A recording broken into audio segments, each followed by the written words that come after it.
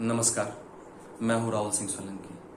विमर्श के इस YouTube चैनल पर आपका स्वागत है। सबसे पहले आप सबों को विजयादशमी की शुभकामनाएं। अधर्म पर धर्म की जीत और अन्याय पर न्याय की विजय के प्रतीक के रूप में हम लोग विजयादशमी को मनाते हैं। कहा गया है, भगवान राम हर जगह और हर किसी के मन में,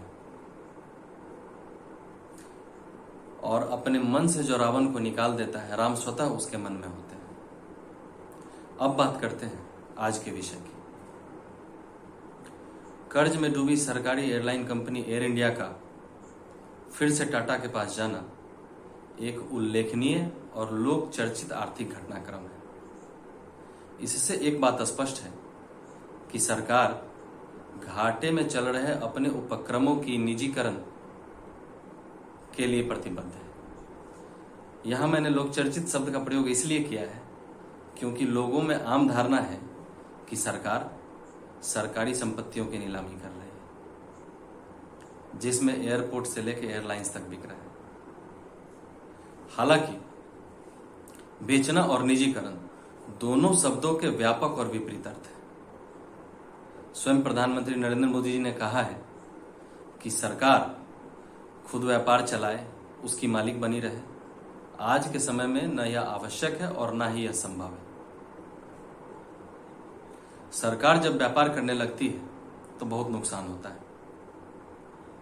निर्णय लेने में सरकार के सामने में कई प्रकार के बंधन और बाध्यताएं होती हैं। सरकार में वाणिज्यिक निर्णय लेने का अभाव होता है और राजनीतिक परिसीमन में सभी को अपने ऊपर आरोपों का डर होता है। इस कारण सोच रहती है जो चल रहा है उसे चलने दो, और ऐसी सोच के साथ व्यापार नहीं हो सकता। हालांकि यह सही बात है कि सरकार का व्यापार में रहने का कोई मतलब नहीं है। सरकार का ध्यान लोगों के कल्याण और विकास से जुड़े परियोजनाओं में ही रहना चाहिए। हमारे देश में कई सार्वजनिक क्षेत्र के उपक्रम घाटे में चल रहे हैं। हालांकि पहले हमें इन सारे बातों की जानकारी नहीं हो पाती थी, लेकिन आज के आधुनिक युग में हमें सारी जानकारियां घर बैठे मोबाइलों पर उपलब्ध हो जाती है। तो कईयों को सरकारी खजाने से लगातार मदद की जाती रही है। लगातार घाटे में जाने वाली सार्वजनिक इकाइयों को मिलने वाले वित्तीय सहायता से निसंदेह अर्थव्यवस्था पर प्रभाव पड़ता है। सरकारी कंपनियों को केवल इसलिए नहीं चलाया जाना चाहिए कि वे सरकारी हैं और विरासत में मिले हैं। जो लोग हास्य प्रयास, चुटकुलों एवं मीम्स के माध्यम से निजीकरण और सरकार पर कटाक्ष कर रहे हैं, उन्हें इस बात को अच्छी तरह से समझना होगा कि सरकार ने परमाणु ऊर्जा, अंतरिक्ष एवं रक्षा, परिवहन एवं दूरसंचार, बिजली, पेट्रोलियम, कोयला और अन्य खनिज, बैंकिंग, बीमा और वित्तीय सेवाओं को निजीकरण से दूर रखा है। अब जानते हैं कि देश को निजीकरण की जरूरत क्यों पड़ी। आप में से बहुत सारे लोगों को यह बात मालूम होगी कि वर्ष 1991 में भारत को विदेशी कर्ज के मामले में संकट का सामना करना पड़ा था, और उस समय की सरकार अपने विदेशी कर्ज का भुगतान करने की स्थिति में नहीं थी। पेट्रोल जैसे आवश्यक वस्तुओं के आयात के लिए सामान्य रूप से रखा गया विदेशी मुद्रा रिजर्व 15 दिनों के आयात के भुगतान योग्य भी नहीं था। इस संकट को आवश्यक वस्तुओं की कीमतों में वृद्धि ने और बुरा बना दिया। इन सभी कारणों के मद्देनजर सरकार ने कुछ नई नीतियों को अपनाया, जैसे उदारीकरण, वैश्वीकरण, निजीकरण, और इन नीतियों ने हमारे देश की दशा दिशा को बदल दिया। वैसे 91 की इस वित्तीय संकट का स्रोत 80 के दशक में अर्थव्यवस्था में हुए अकुशल प्रबंधन है। कोई भी सरकार सामान्य प्रशासन चलाने और विकास नीति के क्रियान्वयन के लिए करों और सार्वजनिक उद्यमों पर निर्भर होती है। जब व्यय आय से अधिक हो तो सरकार बैंकों तथा अंतर्राष्ट्रीय वित्तीय संस्थानों से कर्ज लेती है। हालांकि यह बात हमारे सामाजिक जीवन पर भी लागू होती है। कहा भी गया है, तेती पांव पसारिए जेती लंबी सौर। इस प्रकार सरकार वित्तीय संस्थानों तथा बैंकों से कर्ज लेकर अपने घाटे का वित्तीय प्रबंध कर लेती है।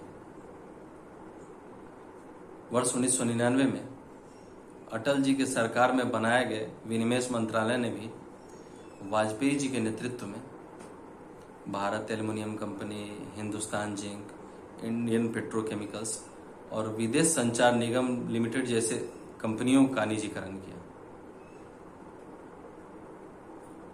अब बात करते हैं एयर इंडिया, जो कि अभी चर्चा का विषय है।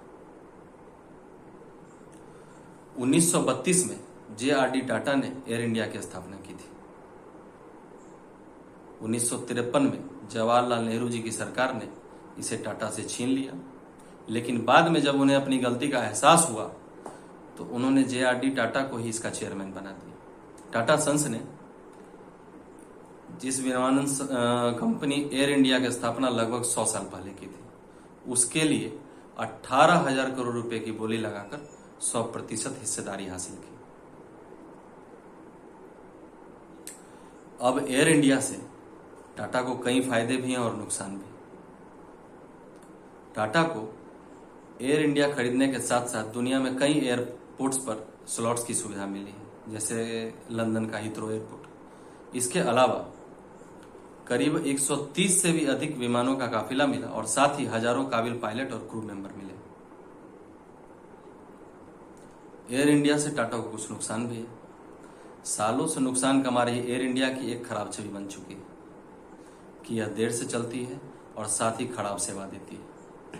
ऐसे में मौजूदा समय में भारतीय एयरलाइंस का करीब 57% मार्केट इंडिगो के पास है और इस कंपटीशन से निपटने के लिए टाटा को काफी मेहनत करनी पड़ेगी। अब बात करते हैं निजीकरण देश के लिए कितना फायदेमंद है और कितना नुकसानदायक। निजीकरण को लेकर अलग अलग अर्थशास्त्रियों की अलग अलग राय है। निजीकरण का अर्थ है कि किसी सरकारी संस्था का नियंत्रण प्राइवेट हाथों में जाना, फिर उस संस्था पर सरकार का अधिकार खत्म हो जाता है। हालांकि निजीकरण का पुराना इतिहास रहा है। 20वीं सदी में और उसके बाद यूनान और रोम की सरकार, जर्मनी की नाजी हुकूमत लगभग सभी सरकारी उपक्रमों को निजी हाथों में सौंप दिया था। 50 के दशक में इंग्लैंड ने भी निजीकरण पर जोर दिया। अब सवाल है कि भारत को निजीकरण से क्या लाभ होता है। जहां तक मेरी समझ है, निजी क्षेत्रों में काम करने की गुणवत्ता में सुधार होता है और वहां भ्रष्टाचार की गुंजाइश कम होती है। वैसे निजीकरण से बेरोजगारी बढ़ने की संभावना ज्यादा होती है और प्राइवेट कंपनियों की मुनाफाखोरी का सीधा असर उपभोक्ताओं पर होता है। निजीकरण उदारवाद का प्रतीक है, लेकिन हमारा देश मिश्रित अर्थव्यवस्था वाला देश है। हमारी अर्थव्यवस्था को सरकार के साथ साथ निजी निवेश की भी जरूरत है,